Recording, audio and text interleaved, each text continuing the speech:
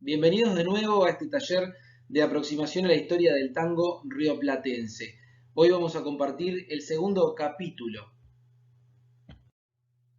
En este capítulo vamos a tratar el tema del tango danza, sus orígenes y su evolución. En principio nos vamos a centrar en la palabra tango y su significado. Sabemos que la palabra tango es de origen afro. Y en el Río de la Plata tiene un significado en particular. Se le llamaba tangos a las reuniones que organizaban los negros, en las que había música y danza, pero eran danzas con un propósito ritual, muchas veces según lo que sabemos. No hay que olvidarse que provenían de distintas etnias, que provenían de distintos lugares, distintas tribus, y la palabra tango en distintos dialectos africanos tiene significados completamente distintos. Pero en el Río de la Plata se hablaba de los tangos de los negros. Estos tangos rituales con danzas y música se realizaban en Montevideo, por ejemplo, en el Cubo del Sur, que era un lugar apartado en aquel momento sobre la costa, aún existe en el día de hoy, y en esos lugares apartados se le permitía realizar este tipo de rituales con danzas. Ahora, hay algunas actas del Cabildo de Montevideo donde consta la denuncia de los vecinos quejándose por los tangos de los negros, por el ruido, por las bataholas que armaban. Inclusive algunos supersticiosos hablaban de que eran invocaciones al diablo, etc.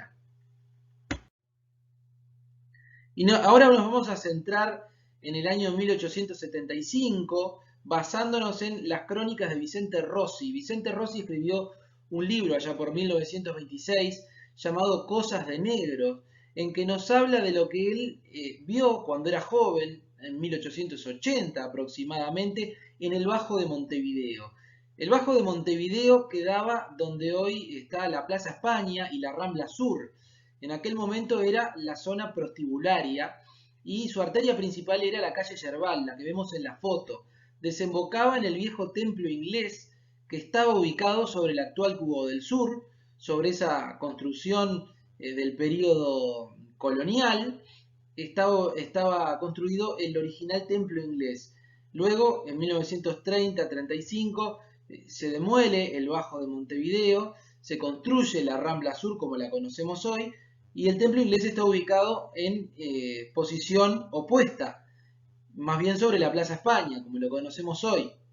Bueno, pero en el Bajo de Montevideo lo que había eran prostíbulos y locales de actividad nocturna, bares, cafés y prostíbulos que abrían durante la noche. Era la zona prohibida de Montevideo. Los vecinos lo llamaban el barrio infame. La línea divisoria de la calle Reconquista era como una línea de fuego que no se podía cruzar porque era el barrio inmoral.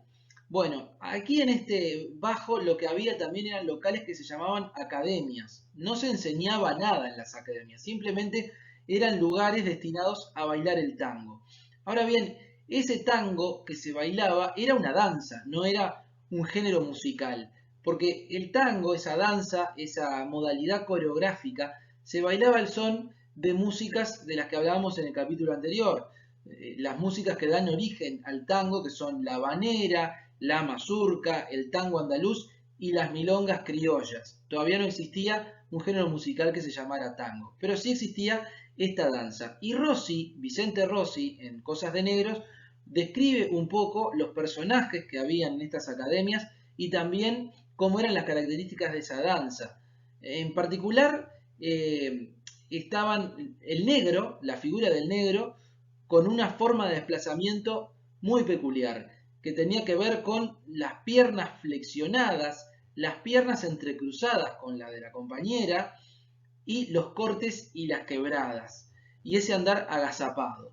Bueno, esto era imitado por los blancos, digamos, esa forma tan peculiar, felina, dice Vicente Rossi, de bailar el tango. Ya son las principales características del tango danza, y sobre todo el tema del abrazo. Rossi habla de que la pareja se mueve en una especie de ovillo humano. O sea, estaban tan juntos que parecían un ovillo humano. Estos son factores que escandalizan a la sociedad de aquel momento. Por eso el tango tiene un origen prohibido. Primero, por la vinculación prostibularia, y luego por la forma de bailarlo. La primera danza de pareja enlazada que se baila con un abrazo tan estrecho. Recordemos que en el siglo XIX las danzas de moda y aceptadas en la sociedad eran, por ejemplo, el vals, donde sí había un abrazo, pero no un abrazo tan cercano. Y luego el asunto de que las piernas estuvieran entrecruzadas también era algo impúdico que tardó mucho en ser aceptado. Inclusive cuando el tango entra en sociedad, allá por 1915 aproximadamente, en el Río de la Plata, bueno, se prohíben estos famosos cortes y quebradas. Y la pregunta que muchas veces es uno de los mitos que aparecen en la historia del tango es si se bailaba entre hombres. Bueno, no era que se bailara solo entre hombres. En esta foto vemos un grupo de hombres practicando. Eran instancias, según sabemos, de práctica. ¿Por qué? Porque no era posible con determinada asiduidad poder bailarlo con una mujer. Esto bueno, por lo que decíamos antes, era una danza que se consideraba inmoral, entonces no eran muchas las mujeres que estaban dispuestas a bailar el tango. En estas academias, las danzaderas, nos cuenta Rossi, que en su mayoría eran prostitutas retiradas, que ya por su edad no podían ejercer la profesión, entonces su medio de vida era trabajar como compañeras de baile en estas academias. Entonces tenemos estos registros fotográficos que nos hablan de eso, de la práctica entre hombres para desarrollar la destreza del saber bailar. Y ya por 1900 conocemos en Buenos Aires, sobre todo, se lo llamaba peringundines a los lugares donde se bailaba el tango, estos lugares de mala muerte, digamos, vinculados, como decíamos antes, al ambiente prostibulario. Y las milongas se le llama, la palabra milonga tiene tres acepciones. Primero, el género musical del que hablábamos en el taller anterior. Por otro lado, se le llamaba milongas a las mujeres de este ambiente, mujeres que bailaban tango. Y en tercer lugar, milonga se le llama al espacio físico o al evento donde se bailaba el tango. La foto que vemos es de un lugar mítico, que es el Café de Hansen, muy nombrado en las letras de tango, sobre todo en la letra del tango Tiempos Viejos, nos habla del Café de Hansen, un lugar con mucha historia en la zona de Palermo, que era muy distinta a la zona de Palermo de Buenos Aires, el barrio Palermo que conocemos hoy. Bueno, el famoso arroyo Maldonado y su alrededor eran el epicentro del tango en la ciudad de Buenos Aires. O sea, lo que pasaba en el Bajo de Montevideo, pasaba algo muy parecido en las orillas del Maldonado en Buenos Aires, concretamente en la zona de Palermo y donde estaba este famoso café, lo de Hansen, que es uno de los primeros lugares míticos del tango. Bueno, en esta época, ya por 1900, se empiezan a definir las primeras estructuras coreográficas del tango danza. El tango era una danza improvisada totalmente, pero empiezan a aparecer estas figuras reconocibles, digamos, como los ochos y las medialunas.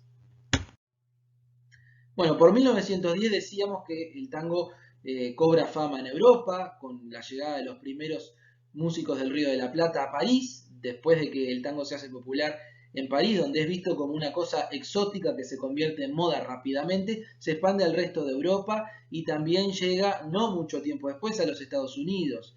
Uno de los personajes de la época, bailarines, que contribuyeron a esto fue el actor Rodolfo Valentino, que tuvo éxito en el cine mudo de aquella época, y en las postales que se difundían, como las que vemos en esta diapositiva, se puede ver que los europeos fusionan el tango rioplatense con sus danzas de salón, y bueno, se ven posturas un poco más extravagantes, distintas a lo que es el tango danza rioplatense, pero se convirtió rápidamente en una moda y en una danza y una música muy popular en toda Europa.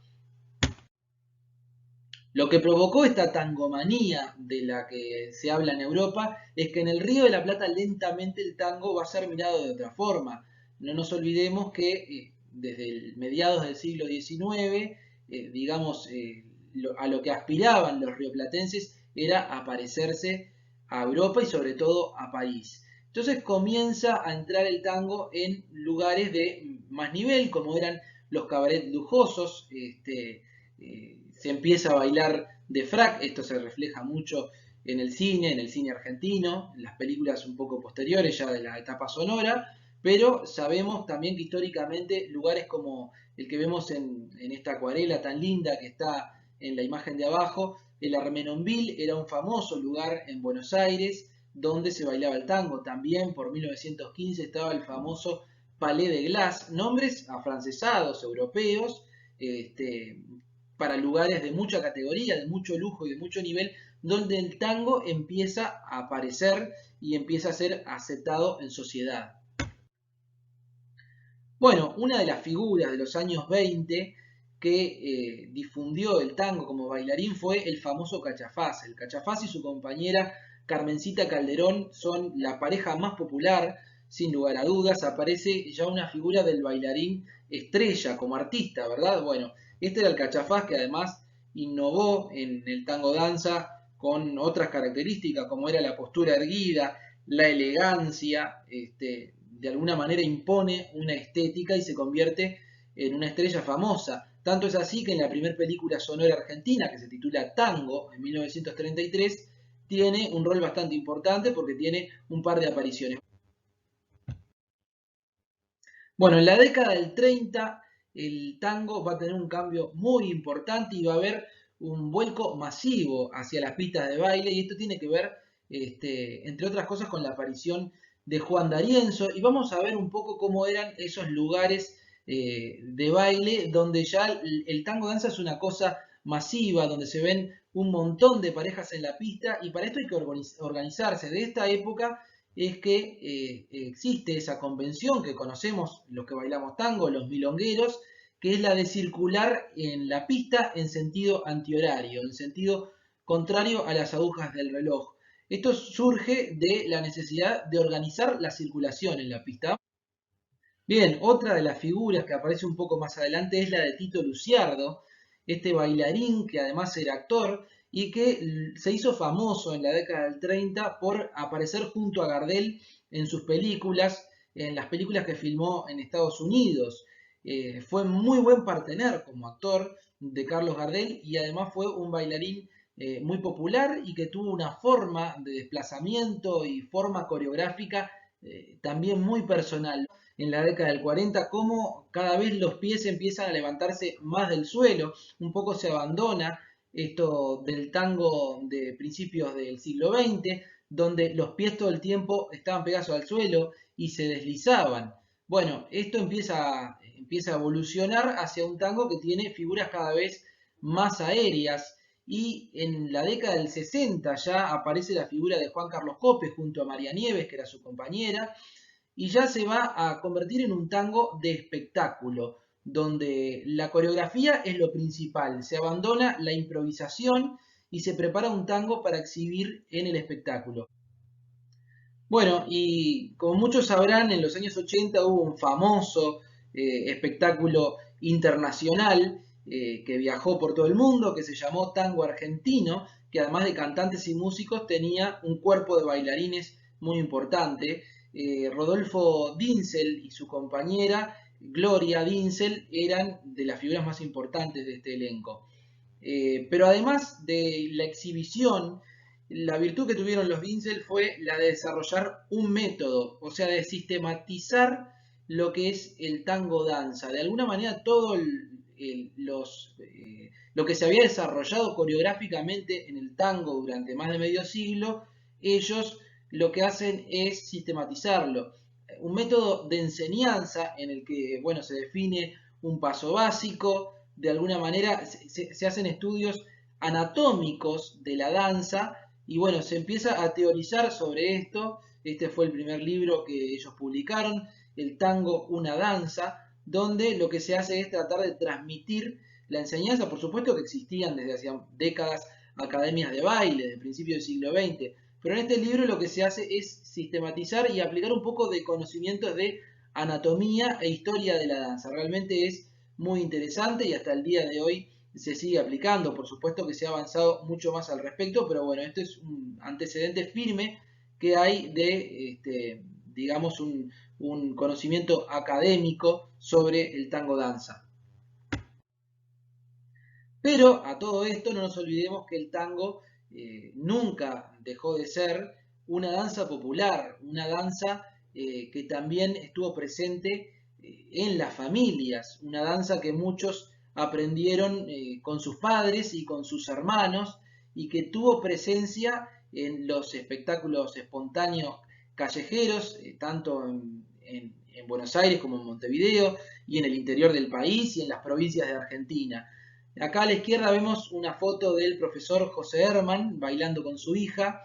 El profesor José Herman es artista plástico y además es un muy buen bailarín de tango y fue el que, después de muchos años de insistencia dentro de lo que es la institución Joven Tango, que se fundó en 1977, recién por los años 90 él pudo lograr que le dieran un espacio, en principio honorariamente, para dar clases de tango y difundir lo que es esta danza popular que sobre el final del siglo se había perdido entre las generaciones más jóvenes, se había cortado lo que era esa transmisión del tango danza. Bueno, gracias a José Herman que comenzó a dar clases de tango allá por 1989, surgió una generación de profesores, primero de bailarines y después de profesores que siguieron transmitiendo ese conocimiento.